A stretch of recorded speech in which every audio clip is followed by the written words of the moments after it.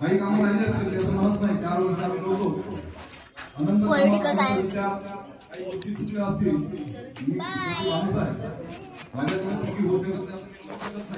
पण आपण मोठ्या मुलांनी माफ करावी विनंती करतो.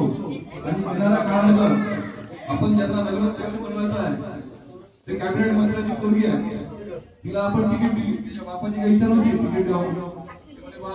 मी कॅबिनेट मंत्री आहे, तुम्ही माझ्या मुलीला देस का. अशोक भाऊ यवतमाळचा विकास करा आणि आमच्या दोघांनाही भरघोस आशीर्वाद देऊन यवतमाळ नगर परिषदेच्या प्रचंड इतकं मोठं काम आहे की आपल्याला 4 वर्ष आम्ही नगरसेवक नसताना सुद्धा आम्हाला जेवढी सेवा देता आली आम्ही दिली. आपल्याला पुनश्च आश्वस्त करतो आणि एवढ्या आपण इथं आला आपल्या प्रत्येकाचे गुणात राहतो, आभार मानतो आणि इथून फक्त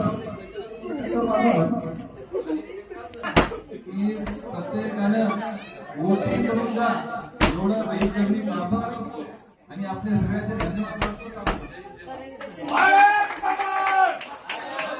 भारतीय जनता पार्टीचा